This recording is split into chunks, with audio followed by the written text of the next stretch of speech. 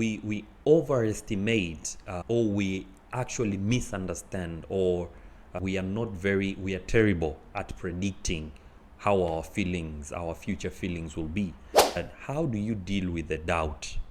Do you just suppress it, or do you use that, the feeling that you're having of self-doubt, you use that to know how to deal with the origin of the doubt itself and being able to conquer the things that bringing that doubt?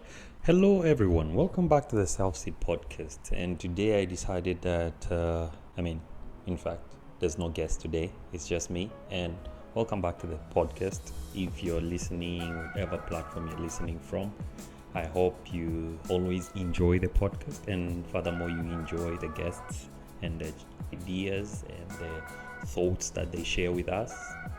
For one, I'm learning a lot. Welcome back to the podcast, and today this is an episode. It's like I think we're in episode 24 almost. And today I just thought, okay, when I was in a bus when I was coming back, I thought, why shouldn't I was reading facts about personal development, and I went through a couple of facts, and I thought about creating or listing 10 facts about personal development, and I thought it can be today's episode.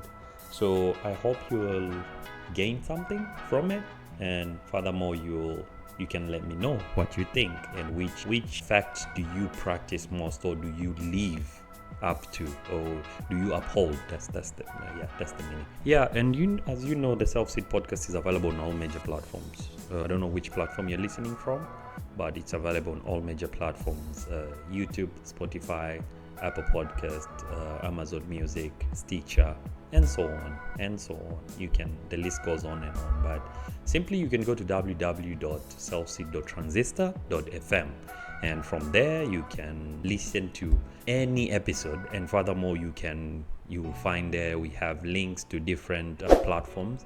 So the platform of your choice, you can just get it from there. It's easier there. So in today's episode, I just want us to go through my personal development journey, and furthermore, we will reflect and see the top 10. I think this should be called the top 10 great facts about personal development, but remove the fact great, but they should be they contribute to the top 10 personal development facts. And to kickstart with, we'll start with number one. And number one is, I have my phone with me here. I wrote them down. And these 10 facts shouldn't be like the religion. They shouldn't be like the Bible and it's done. But furthermore, you can do your own research and find if they are really. But I am typically seeing these facts as a practical thing in my daily life. So I thought, yeah, I could just share with you. And since you've been supportive, you've been witnessing my journey of personal development and sharing with you this journey publicly, so I hope some would resonate with you. And for those who maybe somehow know me, they'll say, yeah, that's a fact. And number one, I think number one is you are an incredible adapter. You are an incredible adapter, because we have this amazing capacity that is built in us. It's like default. It's there by default, and we have this capacity to adjust to new situations. Now, leave the thought that people usually say, "Oh, I'm just born like this. I'm just blah blah blah blah." Apart from that, from that phrase of "I am born like this," there's adaptability is in our genetics. Like, imagine since ancient times, right? How humans, the human race, have been able to adapt to different climates, have been able to adapt to different environments. The survival of the human race has been solely on the adaptation that we have. And I think God has precisely created this aspect in us, so as we may be able to fulfill that part where he says go and rule over the world, meaning you should be able to adapt when a circumstance comes. And this is really like this chameleon cover, this camouflage is like my superpower. I feel like it is, because when I meet different people, when I'm in different situations, I usually try to adapt in as much as possible, let's say to accommodate people, to accommodate situations, to face circumstances, and so on, to deal with challenges that are in front of me. All of this has been because of adaptability. When you go to a new environment, when I first came to a land that I was not in it before, when I was learning a new skill, it's just that mindset of adaptability, and it comes, I think, in the same tune. It comes in with the aspect of a growth mindset. We should all be able to have a growth mindset, and I think this is one of the key facts about personal development. And that's exhausted. Yeah, that point is well exhausted. But yeah, number 2 is future feelings are unreliable. So today I was reading, and somewhere the phrase kind of said we overestimate or we actually misunderstand, or we are terrible at predicting how our future feelings will be. When I was reading in this article, and actually if you can reflect with me, I think that's true, because 5 years ago you thought that the next 5 years you'd do this, you'd do that, or you react if someone did something to you, you'd react this way. But then when that thing happens, how did you react? I mean, and that has been kind of a practical thing I can bring again about my life.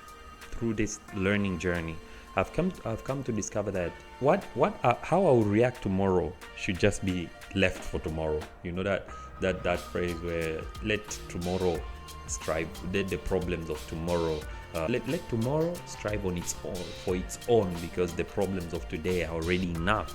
And that's what I learned. Actually, you may strive and think that based on how you're feeling right now, if something happened to you tomorrow or later on, you'd be able to handle it better. But it's all a lie. It's all a lie.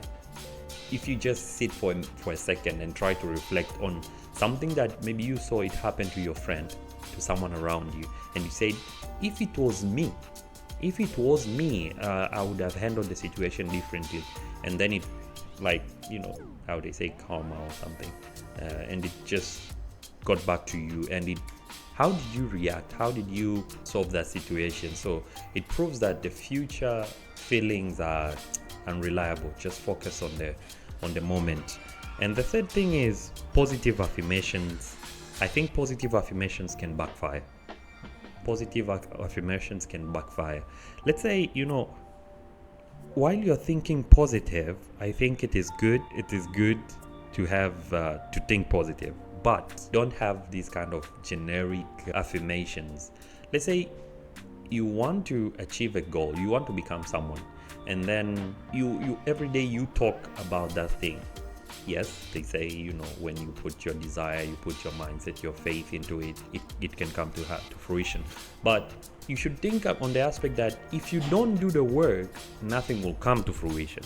Get it? You can't just be waking up every day and say, I am great, and yet you don't strive to become great. You don't strive to improve yourself to become great, to become the person that you really see, you really affirm to in the mirror. So it shouldn't become like a religion thing that you're just walking with the affirmations, but in the background, in my faith, in Christianity, there's a part where it says, in Hebrews, it says, show me your faith and I'll show you my deeds.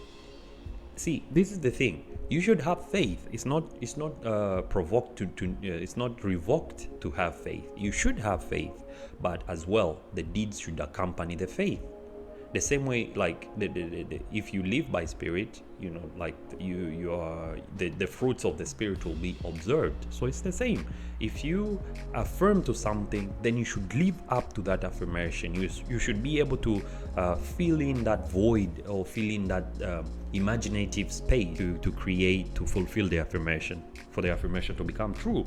You can't say you are great, or you're rich, or I don't know what other affirmations appear out there, and then yet you don't have goals to achieve the things that you speak to yourself or about yourself. I think there should be there should be a work somewhere there. And I think also you should have self-compassion. Apart from having these affirmations and stuff, you should have self-compassions and specific goals. You should set specific goals and have self-compassion on yourself. Have that sympathy or empathy with yourself, knowing that there are some things that you cannot achieve. There's there's that famous thing where it says, "Oh, give me the serenity." Is it a prayer or something? I don't recall, but I remember that quote. Give me the serenity to change, to accept the things that I cannot change, and the courage to change that I can, and the wisdom to differentiate, to understand between the two. So I think that's wise enough. Rather than just saying empty or void words, I think actions should also accompany. And the fourth thing that I noted in my reading and in my life is self-doubt is inevitable. I mean, be the strongest as you can be, but there will always be hints of doubt, especially when you're facing new circumstances and so on. But what differentiates the great and the less great, or the lower ones, is that how do you deal with the doubt? Do you just suppress it, or do you use that, the feeling that you're having of self-doubt, you use that to know how to deal with the origin of the doubt itself and being able to conquer the things that bringing that doubt? So I think we shouldn't see doubt as a weakness, but rather we should see it as a normal part of growth, and learn to manage it and improve it and use it to improve ourselves. Because if you just decide to ignore, let's say, like cancel culture applied to doubt, I don't think it will be very beneficial, because that doubt is the one that sparks innovation. That doubt is the one that pushes people to take risk. It's the same doubt that would inspire you to go, okay, I am feeling this doubt, I want to do this, but I'm feeling not so content, if not not so courageous. But then you use that doubt first. Okay, why am I having a lack of confidence in doing this? Well, it's because I am not skilled enough. It's because I am not educated enough on this aspect, or it's because I am not properly dressed for this occasion, and so on. So that self-doubt should be used as a constructive point to help yourself to become now better and overcome the doubt. So it shouldn't really be completely wiped out from our equation, but rather we should use it to our advantage. And the other thing that I think is important, fact number 5, is personal development is a journey. It's not a destination. So there are people who reach a point and they feel like they have already achieved the goal of being better. But actually, when you think about it, there are people who are 80 years old, 90 years old, and they feel like they have something new to learn. They have something kind of less. I think we should embrace the sense of studentship, apprenticeship, mentee kind of. But the mindset of a student is that every day we should be able to learn. The world is my classroom, and every person I meet, every day is a new lesson. Every person I meet is a teacher, and so on and so on. But that concept of being able to adopt a student mindset, I think it's very helpful in our learning, because I, for one, have never been content with my knowledge, with anything that I think I gained, and I feel like every time I have to add more, I have to stay on top of the game. I have to learn new things. I have to understand what's going on around me. And I think that concept of being able to embrace that constant mindset of growth, learning, is a very crucial thing in personal development. And fact number 6 is wealth goes beyond money. And I'm not saying this because thinking that I'm so rich. No, I'm just struggling I'm striving to get there. But what I'm learning, and even when I listen to people being interviewed, what would you tell to your younger self? What would you advise the younger generation? I have this School of Hard Knocks. I listen to them. This guy interviews many prosperous entrepreneurs. And one key aspect that I usually take note is that wealth is not like everything. Wealth, yes, money will bring you happiness. It depends on how you'd use it. Because if you have money and you're following your purpose, I believe it will bring joy. You're giving tithe, you're helping, you're offering a helping hand, I believe that wealth will be so, you'll be so happy. But what I'm learning is that wealth is not only about money. I wrote one article saying health is the one essential aspect of wealth. So you see, wealth is not just about being great in the pockets, but rather, I think, pursuing a broad sense of wealth, like, let's say, fulfilling relationships, experiences, and purpose. These are the things that can help you, can really develop you on a long run, and you'll feel fulfillment because everything that's surrounding humans is that we are trying to find fulfillment, and all religions is man seeking to find fulfillment. And for me, I know that, and I believe that I don't have a fulfillment unless I'm doing the purpose that God put in me, and that includes worshiping Him. So once you kind of do your purpose, fulfill your purpose, and these people having around you, being able to nurture this relationship, I believe in the long run, even when you're wealthy enough, you won't have any regrets, because it's a life well lived. Yeah, it's a life well lived. So I think wealth is not just about money, but all other encompassing aspects: health, relationships, what else? We have experiences, like the ones you share with people around you. And the fact number 7, the next fact is modeling successful people is a strategy. So I have noticed that somehow there are some people that only take the one side about their prominent figure, the person that they are looking at like as an example, and the model, their life model. And you only tend to look at one side, because if you're an entrepreneur and you're looking at a successful person, then you're only looking at the entrepreneurship, the business side. But actually, what I'm learning is that we should be able, the people that we term as models in our life, we should be able to also look at their traits, learn their mindset, their habits. And with all of this now, it will help us understand that the person that is a model in my life, their mindset is not just about the entrepreneurial habits, but lifestyle changes. Their mindset changes. What do they believe in? It's the same like when I'm trying to find a mentor. I try to find a mentor that we are all in some sense working in the same light, because I can't go to someone that their lifestyle and my lifestyle do not kind of coincide, and I only go to them for one aspect, because then I might not grasp everything from how they do it, because lifestyle, I think, contributes mostly to the success of a person. So the habits, the daily habits, what do they practice? What do they tell to themselves? How do they live with the people around them? These are also important aspects when we are looking at models in our life. And the next thing I think is the fact number 8 is that habits are the building blocks of change. So one thing I understood is that small, consistent actions hold immense power to shape who you become. Think about it like this. If I want to be good, better, if I'm good, but if I want to be better in the entrepreneurship field I do, or in the engineering field I am at, I think I should create micro habits that will contribute to that bigger goal. This includes, but not limited to, reading, improving my communication skills, negotiation skills, taking extra courses to improve the spaces that we are not taught in class. So I think these smaller habits will eventually contribute to a bigger thing. If you read the book of Atomic Habits, we see that if I want to lose weight, I want to gain muscles, you don't just rush into the gym, but rather you have to create these incremental steps as to how you'll eventually gain the goal that you have.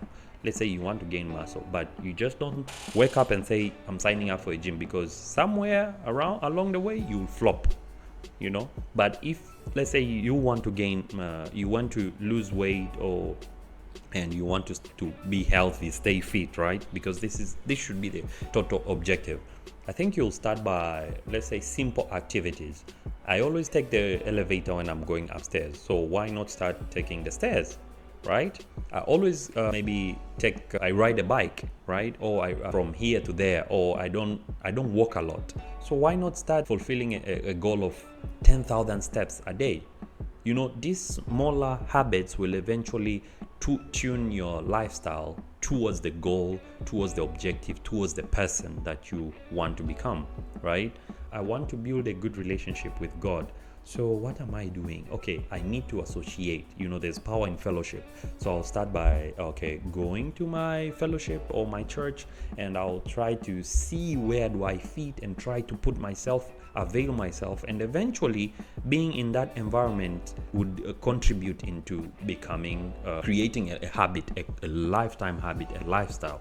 Because I one thing I noted one time, they were saying about prayers. When you pray, if you're by yourself, sometimes you might say, I'll pray later. But imagine if you're around people who are praying, right? A congregation that people are praying and stuff, and you're not feeling prayerful in the first place, but eventually that momentum builds up, and eventually you end up praying. And see, if you place yourself in an environment, if you practice the correct habits, then eventually, like, you are adding. And this is my criteria in my life, is not to do bigger things at once, but rather when I wake up tomorrow knowing that yesterday's design was better and I finished the task that I had, or I learned a new skill, or I took a course, not for the benefit of just taking a course, but I took a course that I like. I read a book that I like, and I know that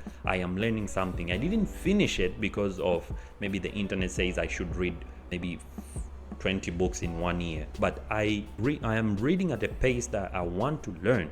I want to grab a thing, and I'm reading maybe 1 page a day, or maybe paragraphs a day. That momentum eventually to yield into something big. So I believe that small incremental habits will contribute to bigger blocks of change. And fact number 9, right? I hope you're still there. And if you're still listening, remember that this is the SelfSeed Podcast, and we're in season 3? Yeah, we're in season 3, and today I'm with the guest in the studio is Emmanuel, and I hope you can learn a thing or two.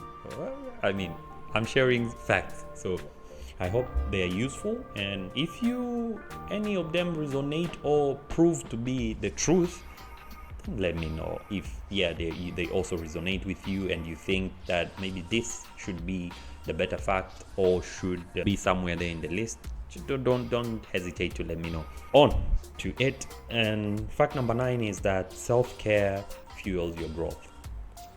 Now, I for one, I think I am so focused in the goals that I want to achieve, but sometimes I forget taking care of myself. And people around me always are like, you should, let's say, eat better, and especially eating. I know I work out, I know I eat, but sometimes I just delay eating. But they all emphasizing that, you should take care of yourself for you to be able to continue on that run, to continue the marathon. And this, Chinese, they say, year la year. From as time goes by, I am learning it as to be a crucial factor in personal development. It's a fact that you should take care of yourself, because one is that if you take care of yourself, you'll be able to learn how to take care of others. If you have compassion with yourself, you'll be able to practice compassion outwards. If you're true to yourself, if you hold yourself accountable, then you'll be able to hold others accountable. You'll have integrity towards others. If you practice self-discipline with yourself, in you say, I have to sleep at this time, and I wake up at this time, I think you'll eventually be able to be a good role model, a good leader towards others. So I think self-care is very important. And what I wrote is, don't neglect your physical and mental well-being.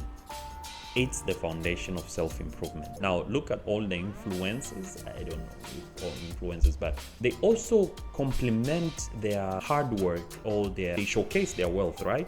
But they also kind of complement it with taking care of themselves. The way they dress, the way they smell, the way their body, physique is. All these aspects are contributing to the larger picture of, if you take care of yourself, then you'll be able even to showcase that this is my success. Because imagine you're sick and you say that you're successful or you're wealthy. Not to take the point that people who are sick, they shouldn't. No, I mean, if you're weak, let's say your body is showing kind of weaknesses or disorders, or but imagine if you're well built and at the same time you're successful. Can you imagine the confidence level, right? And your spiritual well-being is good, your mental health is good. Can you imagine the level of happiness, joy, excitement, and just feeling a life well lived? Can you imagine that? So self-care is it's very important. It's very important to take care of our physical, spiritual, and mental. The three realms of humans. We should be able to take care of that.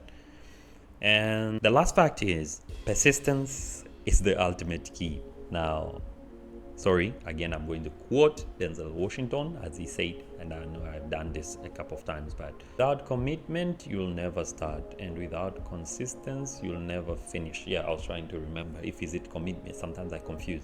But without commitment, you'll never start. If you don't commit to the goal, if you don't commit to the dream, you'll never start the journey. But what takes you a long way?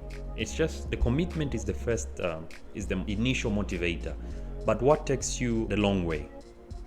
The commitment I have is to improve my health, is to build my brand, my company, OC, better. The commitment I have is to nurture relationships that I have around me.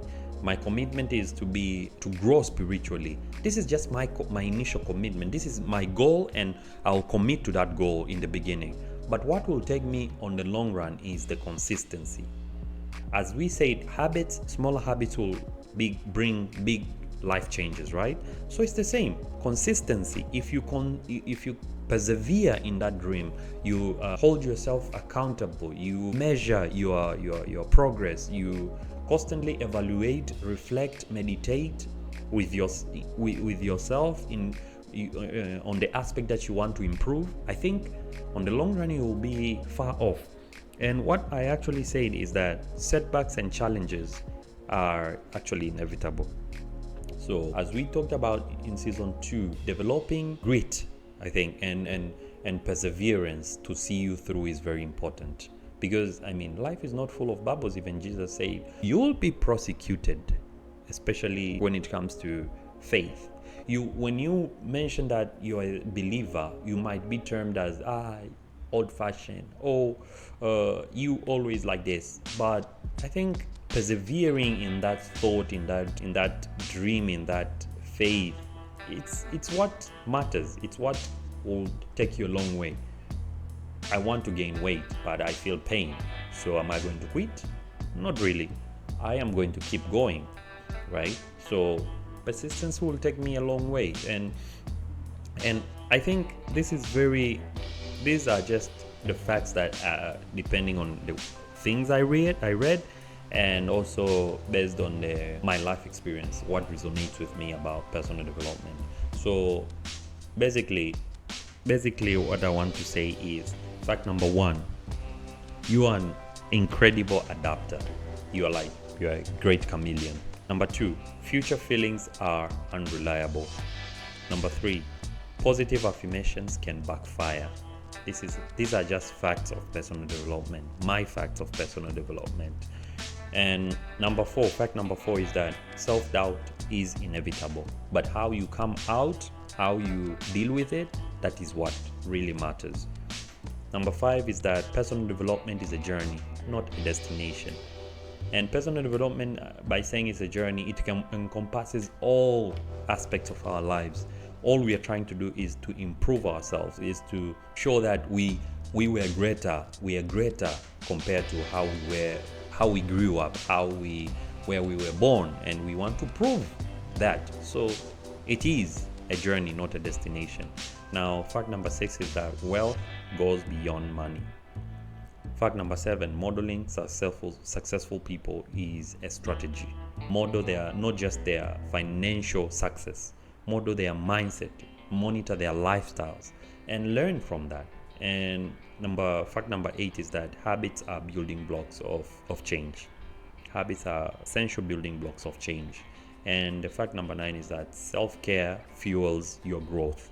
And the last is that, as we said, consistency is the key. So patience is the key along with consistency. You know that this journey is not going to be smooth, but I'm going to persevere in that dream. So yeah, that's about it. And I hope it didn't sound so scientific, but this is based on some readings I did and also based on my practical experiences. And I hope you found it useful. And if you did, don't forget to subscribe. Don't forget to also comment and let me know what you think. There's always a question on Spotify I post, and I hope if you're listening on Spotify, you can answer that question at least quickly and tell me what are your facts? What are the facts that you have discovered about your personal development journey?